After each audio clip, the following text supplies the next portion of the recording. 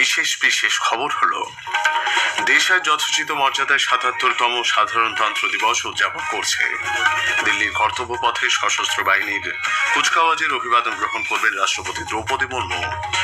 পশ্চিমবঙ্গের সাধারণতন্ত্র দিবসের মূল অনুষ্ঠানটি হবে কলকাতার রেড রোডে। রাষ্ট্রপতি বলেছেন, দেশের উন্নতির জন্য মহিলাদের সক্রিয় অংশগ্রহণ এবং তাদের স্বাবলম্বী হওয়া অত্যন্ত গুরুত্বপূর্ণ। সাধারণতন্ত্র দিবসের প্রাক সন্ধ্যায় জাতির উদ্দেশ্যে ভাষণে তিনি দেশের যুব সমাজের অবদানের কথা স্মরণ করেছেন। এবছরের পদ্ম পুরস্কার ঘোষিত হয়েছে। মরণোত্তর পদ্মবিভূষণ পাচ্ছেন অভিনেতা ধর্মেন্দ্র এবং কেরালার প্রাক্তন মুখ্যমন্ত্রী VS অচ্যুতানন্দন। এসআইআরের কাজে গুরুতর অনিয়মের অভিযোগে নির্বাচন কমিশন বসিরহাট ২ নম্বর ব্লকের বিডিও তথা AERO সুমিত্র প্রতিম প্রধানকে অবিলম্বে সাসপেন্ড করার নির্দেশ দিয়েছে। তৃতীয় টি-20 ক্রিকেট ম্যাচে ভারত গতকাল নিউজিল্যান্ডকে হারিয়ে সিরিজ জয় নিশ্চিত করেছে। আসছি বিস্তারিত খবরে। দেশ আজ যথোচিত মর্যাদায় ৭৭তম সাধারণতন্ত্র দিবস উদযাপন করছে। এই উপলক্ষে আজ সকালে নতুন দিল্লির কর্তব্য পথে রাষ্ট্রপতি দ্রৌপদী মুর্মু ৩ বাহিনীর কুচকাওয়াজের অভিবাদন গ্রহণ করবেন। মূল কুচকাওয়াজ শুরু হবে সকাল 10:30টায়। প্রায় 1.5 ঘন্টা চলার কথা অনুষ্ঠানটি। এবছরের মূল ভাবনা স্বাতন্ত্র্যের মন্ত্র বন্দে মাতরম এবং সমৃদ্ধির মন্ত্র আত্মনির্ভর ভারত। নতুন দিল্লির জাতীয় যুদ্ধ স্মারকে প্রধানমন্ত্রী নরেন্দ্র মোদীর শ্রদ্ধা জ্ঞাপনের মধ্যে দিয়ে অনুষ্ঠান শুরু হবে। সশস্ত্র বাহিনী এবং বিভিন্ন রাজ্যের ট্যাবলোর মাধ্যমে বৈভব ও সাংস্কৃতিক ঐতিহ্য তুলে ধরা হবে। ভারতীয় বিমান বাহিনীর বিভিন্ন যুদ্ধ বিমানও এদিন উপস্থিত থাকবে সাধারণতন্ত্র দিবসের কুচকাওয়াজে।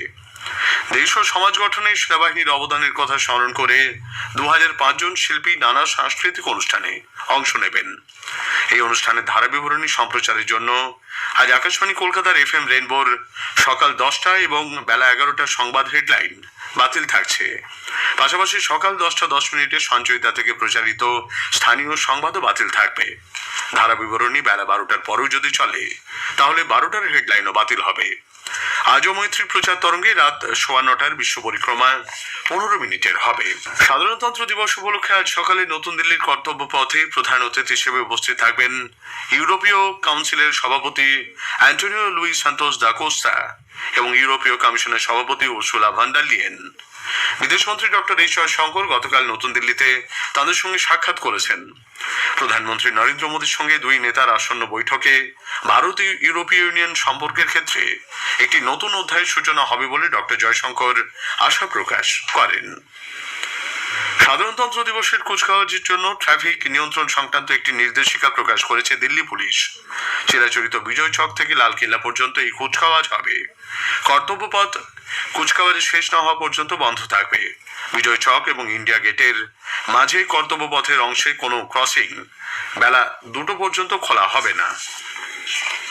পশ্চিমবঙ্গে সাধারণতন্ত্র দিবসের মূল অনুষ্ঠানটি হচ্ছে কলকাতার রেড রোডে। এতে অংশ নেবে 3 বাহিনী ও কলকাতা পুলিশ। একটি প্রতিবেদন। এবারের কুচকাওয়াজের অন্যতম আকর্ষণ সদ্য গঠিত 6ষ্ঠ ভৈরব ব্যাটালিয়নের অংশগ্রহণ। দ্রুতগতির প্রযুক্তি নির্ভর বাহিনী হিসেবে এই ব্যাটালিয়নকে গড়ে তোলা হয়েছে। সীমান্তে জটিল পরিস্থিতিতে দ্রুত প্রতিক্রিয়া, নজরদারি এবং নির্ভুল আঘাত হানার সক্ষমতাই এই বাহিনীর বৈশিষ্ট্য। কুচকাওয়াজে আত্মনির্ভর প্রতিরক্ষা উৎপাদনের অগ্রগতিও তুলে ধরা হবে। দেশীয় প্রযুক্তিতে নির্মিত এবং আধুনিক অস্ত্র ব্যবস্থার প্রদর্শনী থাকবে।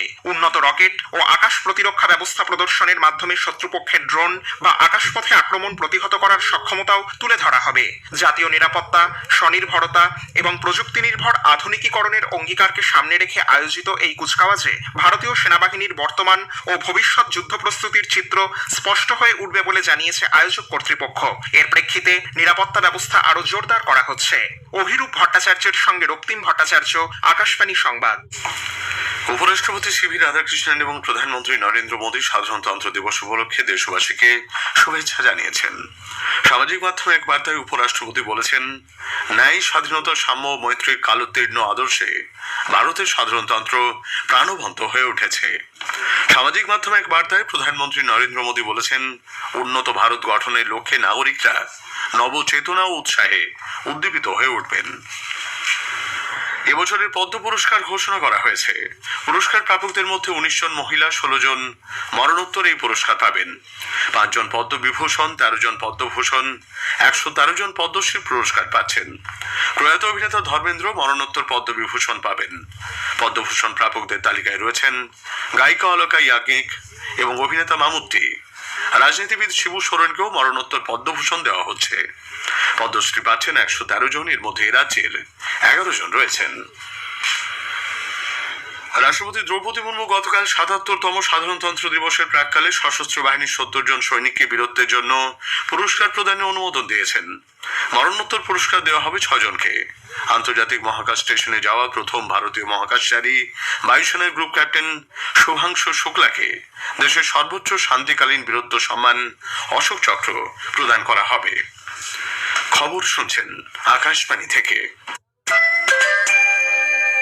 রাষ্ট্রপতি দ্রৌপদী মুর্মু বলেছেন, দেশের উন্নতির জন্য মহিলাদের সক্রিয় অংশগ্রহণ ও স্বাবলম্বী হওয়া অত্যন্ত গুরুত্বপূর্ণ।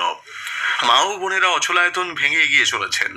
দেশের উন্নয়নে তারা সক্রিয় অবদান রাখছেন। নারী শক্তির ক্রমবর্ধমান অগ্রগতি দেশের লিঙ্গ সমতা ও গণতন্ত্রে উজ্জ্বল অবদান রাখবে।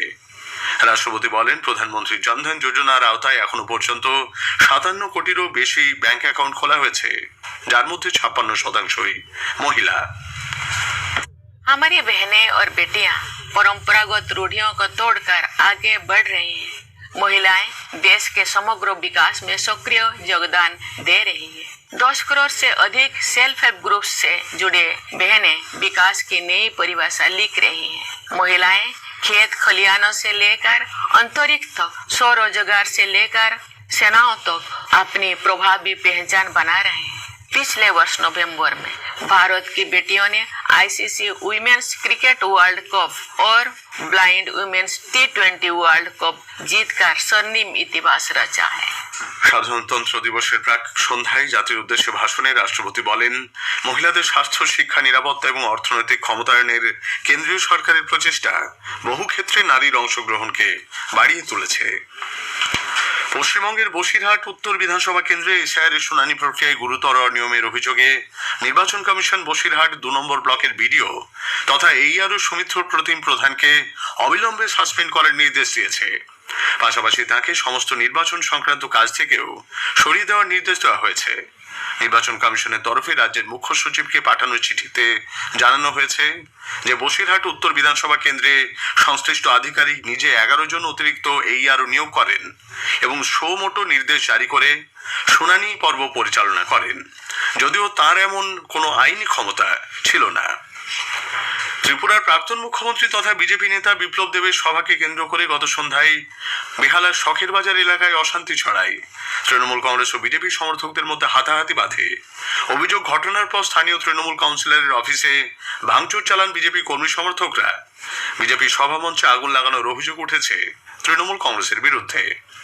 রাজ্যে এই ধরনের ঘটনা অত্যন্ত স্বাভাবিক বলে বিজেপি মুখপাত্র দেবজিৎ সরকার আকাশবাণীকে জানিয়েছেন। এরকম হামলা আমাদের বাংলাতে রেগুলার হচ্ছে। যেভাবে গণতন্ত্রহীনতায় এই পশ্চিমবঙ্গকে ভোগাচ্ছে তৃণমূল, যেভাবে বিরোধীদের কণ্ঠকে বাজেয়াপ্ত করেছে তৃণমূল, আজকে সারা ভারতবর্ষকে চোখে আঙুল দিয়ে দেখিয়ে দিল যে পশ্চিমবঙ্গে তৃণমূলের শাসনে গণতন্ত্র বলে কিছু নেই, সংবিধান বলে কিছু নেই। বিশিষ্ট সাংবাদিক মার্ক টুলি প্রয়াত, বয়স হয়েছিল 90 বছর। 1964 সাল থেকে 30 বছর তিনি বিবিসির ইন্ডিয়া ব্যুরোর প্রধান হিসেবে কাজ করেছেন। 2005 সালে তাকে পদ্মশ্রী সম্মান প্রদান করা হয়।